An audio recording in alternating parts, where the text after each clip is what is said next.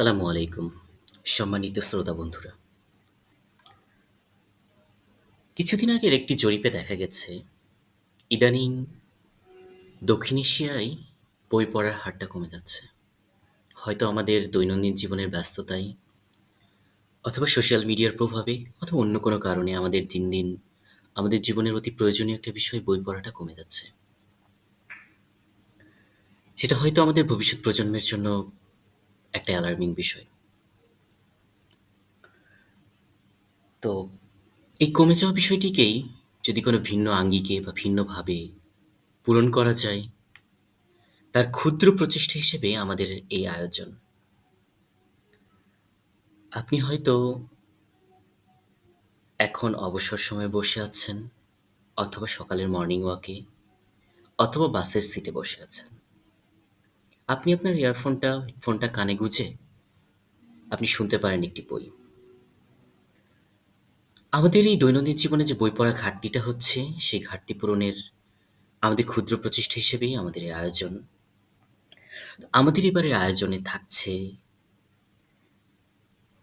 আরিফ আজাদ সম্পাদিত 'প্রত্যাবর্তন' বইটি। মহান সৃষ্টিকর্তা আল্লাহ সুবহানাহু ওয়া তাআলা আমাদেরকে সৃষ্টি করেছেন আশরাফুল মাখলুকাত হিসেবে, সৃষ্টির সেরা জীব হিসেবে। আমরা হয়তো আমরা মানুষ, আমরা হয়তো জীবনে চলার পথে অনেক সময় অনেক ভুল করে ফেলি। কিন্তু এরপরেও আমাদেরকে ফিরে আসতে হয়, ফিরে আসতে হবে।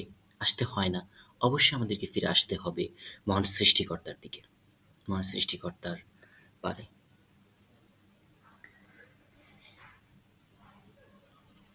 প্রিয় আরিফ আজাদ ভাইয়ের সম্পাদিত 'প্রত্যাবর্তন' বইটি থেকে আজকে আমরা আমাদের এই পর্বে পাঠ করব 'সরল পথের খোঁজে'। এই অংশটুকু লিখেছেন Mohammad Ruhul Amin, MBBS, Shaheed Suhrawardy medical college. শুরু করছি। দিনের বাইরে বড় হওয়া একজন কিশোর যেভাবে, যে পরিবেশে বেড়ে ওঠে, আমার বেড়ে ওঠার গল্পগুলোও ঠিক সেরকম। খুব ডানপিটে স্বভাবের ছিলাম। মানুষকে কষ্ট দেওয়া, পশু-পাখিকে কষ্ট দেওয়া, বন্ধুদের সাথে মিলে অন্যের বাগানের আম চুরি করে খাওয়া, আব্বুর পকেটে টাকা চুরি করা, আত্মীয়-স্বজনের সাথে খারাপ আচরণ করা, স্কুল পালানো, সিনেমা হলে যাওয়া, পূজা মণ্ডপে যাওয়া ইত্যাদি ছিল আমার দৈনন্দিন জীবনের নিত্যনৈমিত্তিক কাজ। বাড়িতে নামাজ পড়তেন শুধু আমার মা। বাবা নামাজ পড়তেন না, শুধু পড়াশোনার জন্য বকাঝকা করতেন। মা যদিও নামাজের জন্য হালকা বকাবকি করতেন, কিন্তু দেখা যেত জুমার দিন জুমার নামাজেও আমি যাইতাম না। নামাজে যাওয়ার কথা বলে অন্যদিকে চলে যেতাম। আমি ছিলাম প্রচণ্ড রকম সিনেমার বোকা। তখন আমাদের বাড়িতে টেলিভিশন ছিল না। পাশের বাড়িতে সিনেমা দেখতে দেখতেই আমার বেশিরভাগ সময় কাটত। আমার এমন ডানপিঠে স্বভাবে মা আমার ওপর চরম বিরক্ত হয়ে উঠলেন। অবশ্য বিরক্ত হবারই কথা। বাবা আমাকে কথা শোনাতেন কম। আমার কৃতকর্মের সমস্ত ঝাল তিনি মায়ের ওপরেই ছাড়তেন। মায়ের আশকারাতেই আমি মাথায় চড়েছি, নষ্ট হয়ে গেছি, কুপথে চলে গেছি ইত্যাদি নানা কথার বাণে জর্জরিত হতেন আমার মা। মা একদিন করলেন কি, আমাকে পাশের বাড়ি থেকে ধরে বাসায় নিয়ে এলেন। বাসায় ঢুকে মা নিজের গলায় দড়ি পেঁচিয়ে আত্মহত্যা করতে চাইলেন, আর চিৎকার করে বলতে লাগলেন, আমি মরে গেলে শান্তি পাবি, তাই না? এই দেখ আমি মরে যাচ্ছি। আমি ছিলাম আমার বাবা মায়ের একমাত্র ছেলে। মা বলেছিলেন, পরপর ৬টা মেয়ে সন্তানের পর আমি নাকি তাদের কাছে আল্লাহর বিশেষ নেয়ামত হিসেবে জন্মেছি। রক্ষণশীল সমাজের চোখে তখন ছেলে সন্তান মানেই সবকিছু, আর মেয়ে সন্তান মানেই বোঝা। আমার বাবা মায়েরও এরকম ধারণা। তারা ভাবতেন আমি তো তাদের অন্ধকারের আলোস্বরূপ, বৃদ্ধ বয়সে লাঠি, এজন্য আমি তাদের কাছে ছিলাম আদরের দুলালের মতো। সেই আমি যখন এরকম বেঁকে বসলাম, তখন তারা দুজন আমাকে নিয়ে খুব হতাশ হয়ে পড়লেন। তারপর হঠাৎ একদিন বাবা অসুস্থ হয়ে পড়লেন। বাবার চিকিৎসা চলাকালে আমার পড়াশোনায় যাতে কোনো রকম ব্যাঘাত না ঘটে, সেজন্য আমাকে আমার বড় আপুর বাসায় পাঠিয়ে দেওয়া হলো। আপুর শ্বশুরবাড়ির পরিবেশটা ছিল আমাদের পরিবেশের চেয়ে পুরোপুরিই ভিন্ন। পড়াশোনার জন্য চমৎকার একটা পরিবেশ বলা যায়। আশেপাশের লোকগুলোও যথেষ্ট ধার্মিক। সবাই নিয়মিত নামাজ পড়ে, পর্দা হিজাব করে চলে। এরকম ভালো একটা পরিবেশে এসে আমি যে একেবারে বদলে গেলাম, তাও না। আমার দুরন্তপনা, ডানপিটে স্বভাবগুলো তখনও বলবৎ ছিল আগের মতোই। আমি খুঁজে খুঁজে আশপাশ থেকে আমার স্বভাবের ছেলেগুলোকে বের করলাম। তাদের সাথে আড্ডা দিতাম, সময় কাটাতাম। আবু শ্বশুরবাড়ির সবাই যেহেতু ধার্মিক শ্রেণীর ছিলেন, আমি নামাজ না পড়লে কেমন যেন একটু বেমানান দেখায়। সমালোচনার ভয়ে মসজিদে যেতে হতো, কিন্তু মন থেকে নামাজ পড়তাম না কখনোই। বন্ধুদের সাথে খেলাধুলা, আমোদ ফুর্তি করতাম, সিনেমা দেখতাম, নাচতাম, গান গাইতাম, কিন্তু মানসিক তৃপ্তিটা আর পেতাম না। একদিন সিনেমা দেখার জন্য টিভি অন করলাম। চ্যানেল পাল্টাতে গিয়ে হঠাৎ আবিষ্কার করলাম কুর্তায় পরা একজন লোক খুব স্মার্টলি কোরআন হাদিসের কথা বলছেন।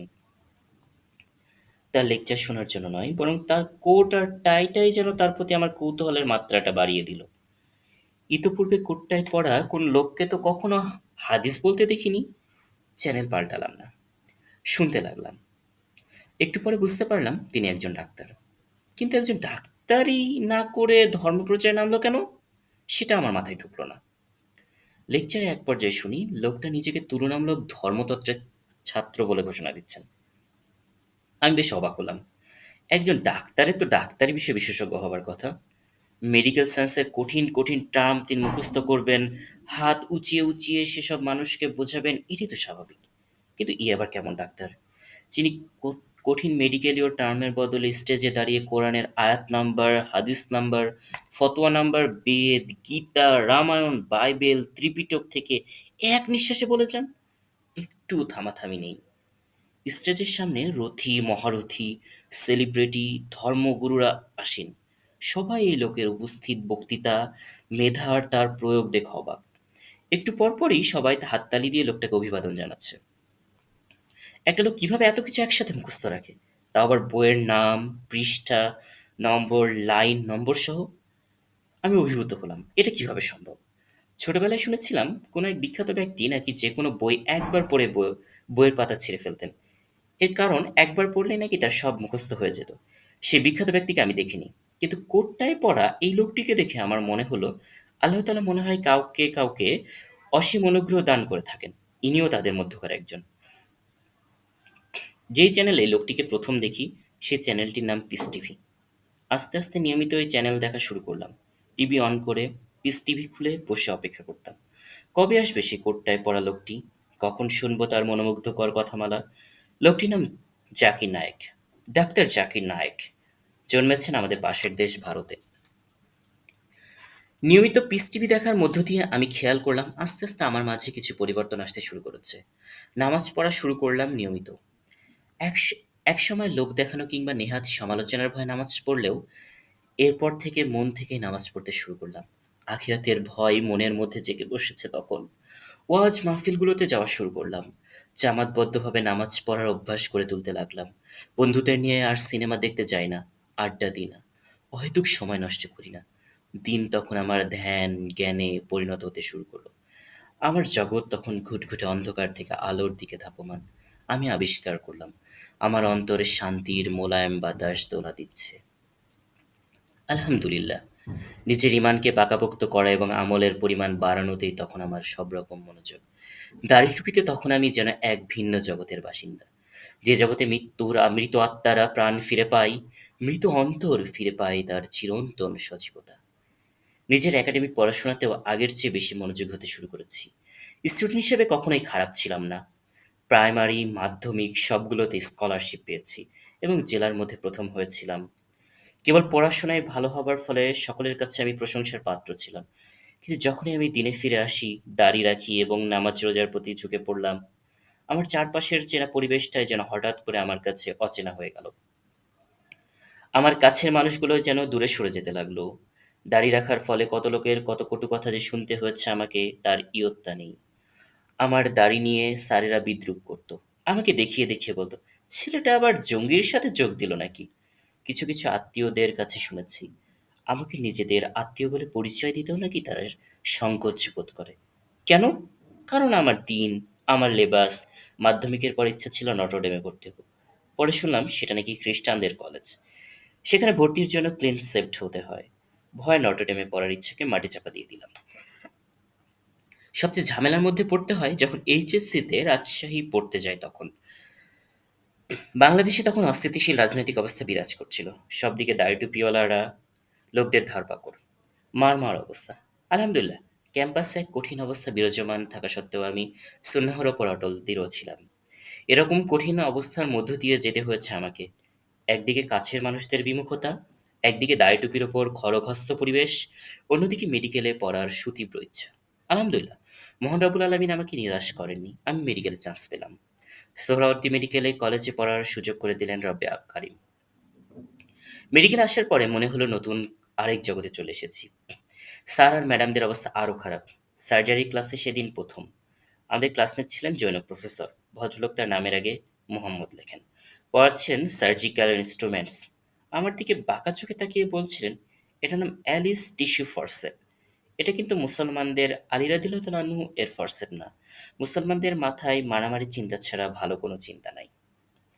আরেকদিন কমিউনিটি মেডিসিনের জৈনক ম্যাডাম আমাকে বলেন, এই তোমরা যে মাটিতে ঢিপ দাও, কী লাভ হয় এতে? আফসোস, অথচ তিনি মুসলিম পরিবারের মেয়ে। ওই একই ডিপার্টমেন্টের অন্য একজন শ্রদ্ধেয় ম্যাম তার লেকচার ক্লাসে বলেছেন, আমি শুনলাম তোমাদের হোস্টেলে নাকি নামাজের জন্য চাপ দেওয়া হয়।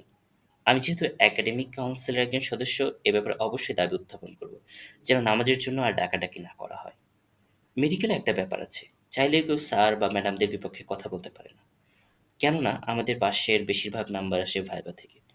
সুতরাং কোনো ভাই যদি এসবের বিপক্ষে মাথা তুলে জবাব দেন আর দুর্ভাগ্যবশত প্রয়োজনীয় তথ্যপত্র দেখাতে না পারেন, তাহলে তাকে আর পাশ করতে হবে না। ওই ম্যাম ভাইবা নিলে তো ফেল করাবেনই, তবে তিনি যদি সুযোগ না পান তাহলে অন্য স্যার বা ম্যামের মাধ্যমে ফেল করানোর বন্দোবস্তটাও সেরে ফেলবেন। যা বলছিলাম, মেডিকেলীয় জীবনে মুসলমানিত্বের আড়ালে নাস্তিক্যবাদ আর সেকুলারিজমের ছড়াছড়ি। এখানে কেউ দাড়ি টুপি পরলেই হুজুর ট্যাগ পেয়ে যায় এবং এই হুজুরদের ভুলগুলো সবসময় বড় ভুল হিসেবে দেখা হয়। মনে হয় যেন তারা অচ্ছুত।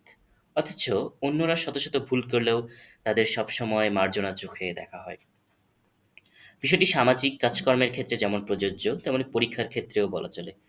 আমি যখন প্রথম পেশাগত পরীক্ষার ভাইভা দিচ্ছিলাম, ভাইভা বোর্ডে কোনো একটা প্রশ্নের উত্তর দিতে পারিনি।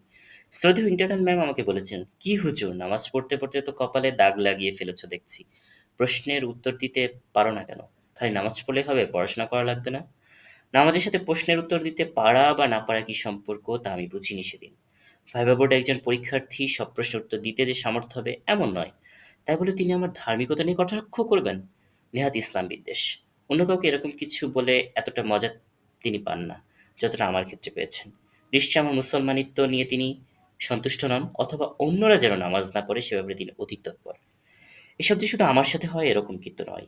যারা যারাই আমার মতো দিন মোতাবেক দিন মেনে চলার চেষ্টা করে, তালেব ইলিম হওয়ার চেষ্টা করে, তাদের প্রত্যেকের সাথে এরকম করা হয়। আমাদের প্র্যাকটিসিং বোনদেরও যে কত ভোগান্তি পোহাতে হয় তার সাক্ষী আমরা নিজেরাই। কিছু কিছু ক্ষেত্রে বোনদের ভোগান্তিটা অনেক বেশি। প্যাথোলজি ডিপার্টমেন্টের আমাদের জনক ম্যাডাম মেয়েদের পর্দা করা একদম সহ্য করতে পারেন না। ক্লাসে বলেন, হিজাব পড়তে বা খুলতে তো অনেক সময় লাগে, এই সময়টা প্র্যাকটিক্যাল লেখায় ব্যয় করলেও তো বেশ কাজে আসে। এমন মন্তব্য মাথা নিচু করে ঝিম মেরে সহ্য করা ছাড়া আমাদের আর কী বা করার থাকে। যেসব বোনেরা হিজাব পরেন তাদের জঙ্গি বলে সম্বোধন করা। শ্রদ্ধেয় আরেক ম্যাডাম ক্লাসে যারা দেরি করে আসেন তাদের রোহিঙ্গা বলে গালি দিয়ে পরম তৃপ্তি পান। শুধু কি স্যার আর ম্যাম, দিন পালন করতে গিয়ে ক্যাম্পাসে সিনিয়র বড় ভাই এবং আপুদের যারা মোটা দাগে রাজনীতির সাথে যুক্ত, কাছে কতভাবে অপমান অপদস্থ হতে হয় তারই হত্যা নেই।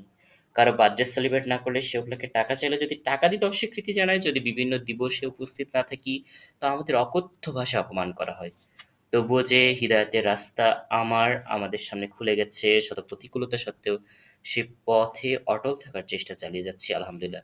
বন্ধুর এই পথে আমাদের বন্ধু, আশ্রয়দাতা, সাহায্যদাতা একমাত্র আমাদের রব। আমরা তোমার ইবাদত করি এবং তোমার কাছেই সাহায্য প্রার্থনা করি। প্রিয় শ্রোতা বন্ধুরা, আজকের মতো এই পর্যন্তই। আগামী দিনে আবারও আরও একটি গল্প, আরও একটি অংশ নিয়ে আসবো। সে পর্যন্ত আপনারা সবাই ভালো থাকেন, আমাদের সাথেই থাকেন। অবশ্যই লাইক এবং সাবস্ক্রাইব করে আমাদের সাথে থাকবেন। ধন্যবাদ। আসসালামু আলাইকুম।